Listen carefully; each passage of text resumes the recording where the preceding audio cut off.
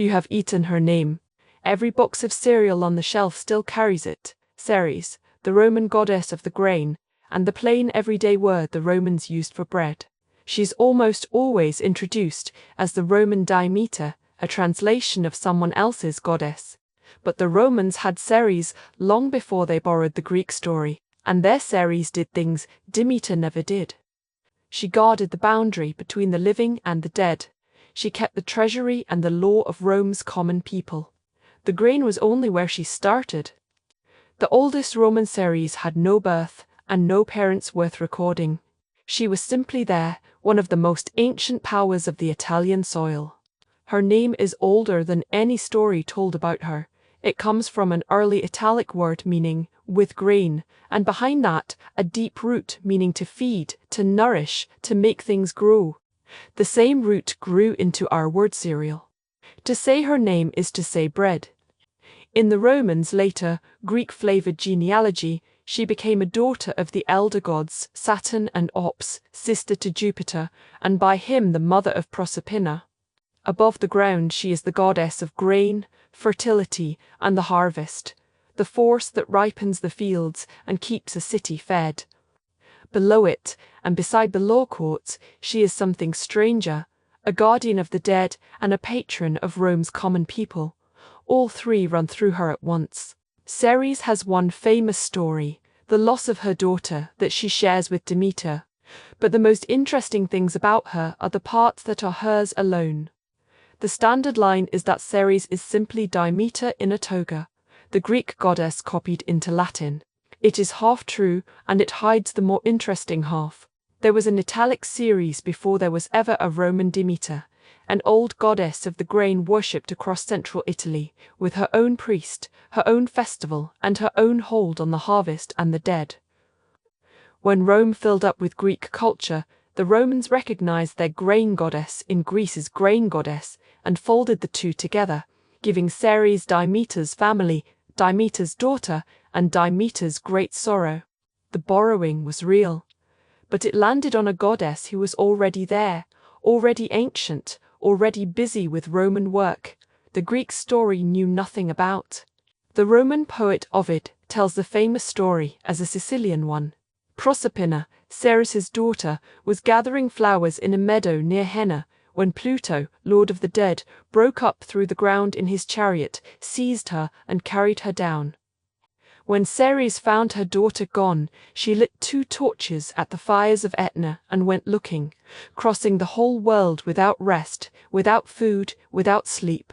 In her grief and fury, she turned on the earth itself and let the fields die. The harvest failed, and the human race began to starve.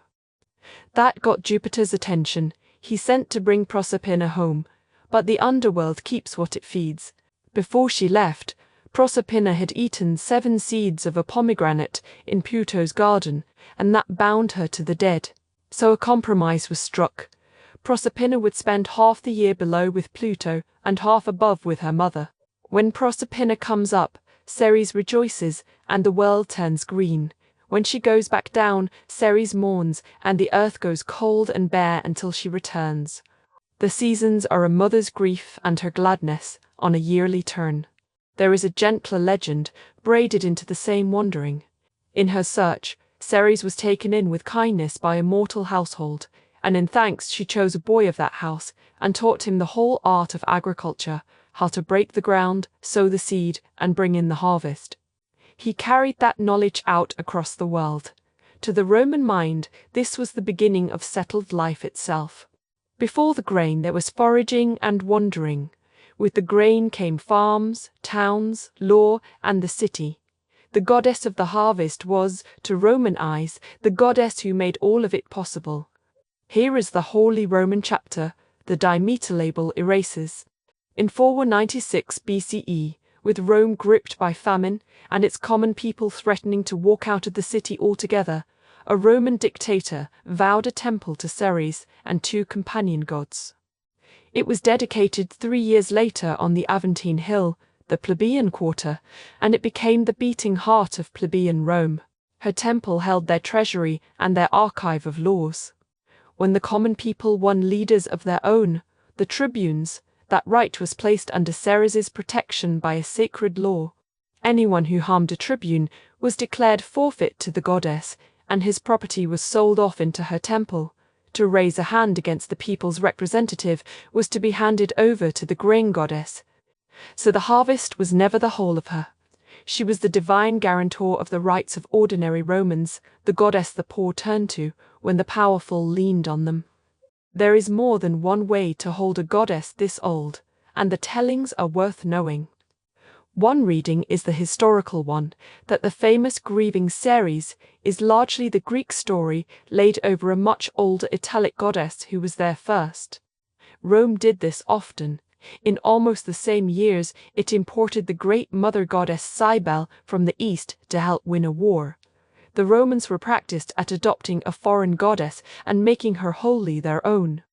There is an older and wider reading too. Some who study these grain mysteries see the rite as older than the kidnapping wrapped around it, a women's mystery of seed, descent, and return. And some go further, seeing Ceres, Demeter, and the grain mothers of many lands as faces of a single great goddess whose oldest secret was always the same one, the seed that goes into the dark ground and comes back up as bread. Whether you take that as history or simply as a pattern worth noticing, it puts Ceres in deep and ancient company. The reading you keep is yours. She wears many names, goddess of grain and the harvest, Alma Ceres, the nourishing one, patroness of the plebeians, legifera the lawbringer, and keeper of the mundus, the gate of the dead. In art she is calm and matronly, a mature woman of regal bearing, crowned or wreathed with ears of wheat, holding a sheaf of grain, a sickle, or a torch. Bearing the cornucopia, the horn of plenty, robed simply, the goddess of the fields rather than the court. Her gifts run through the whole cycle of life: power over the grain and the harvest, the turning of the agricultural year, guardianship of the threshold of the dead, protection of the common people and their law, and the teaching of agriculture itself, and with it civilization. Her symbols gather around the harvest and the grave: the sheaf of wheat, her oldest and plainest sign, the cornucopia, abundance pouring out, the poppy that grows in grain fields, the torch she carried into the dark, and the sickle and the sow. At heart she is nourishing, generous with what feeds, steadfast, the power that returns each year. Fierce in grief, willing to let the whole world go barren for her daughter, just, the guardian of the people's rights, and sovereign, ruling the grain, the law, and the dead at once. Ceres held one of the oldest priesthoods in Rome. Her senior priest served her alongside Tellus, the earth herself. At the great rites, he called on a list of 12 small gods, one for every task of farming: the one who plows, the one who sows, the one who reaps, the one who stores the grain. To work the land was to move through a crowd of her helpers. Her own festival was the Cerealia, held in April and run by the officials of the common people. It opened with a horse race and ran for days of games. It also kept one strange and ancient rite. Foxes were let loose with lit torches tied to their tails, set running through the crowd. Nobody now is certain what it meant. The best guesses tie it to fire run through the fields. The truth has burned away, but the image stays. Around 205 BCE, in the last desperate years of Rome's war with Hannibal, the city brought in a second, Greek style of worship, a women-only mourning rite that reenacted her search for her lost daughter. It came with Greek priestesses, who were granted Roman citizenship so they could pray for Rome as Romans. This was a goddess important enough that the state changed a woman's nationality to get her prayers said right. And then there was the mundus, a pit, sealed with a stone, that the Romans believed opened onto the world of the dead. 3 days a year, the stone was lifted, and on those days the dead were said to come up and walk among the living. It was Ceres who kept that gate. Reduce Ceres to the Roman Demeter, and you lose almost everything that made her hers. She fed a city, and was its plainest word for bread. She kept the gate of the dead, and decided when it opened. She guarded the treasury, the archive, and the very lives of Rome's common people. The grain was the door she came in through. The house behind it was far larger. She's a good goddess to remember when your own work feels small or buried. What she presided over in the end was the certainty that what goes into the ground comes back, changed and multiplied as something that feeds. Every harvest, she makes the case again. Ceres knew that a seed has to go down into the dark before it can feed anyone.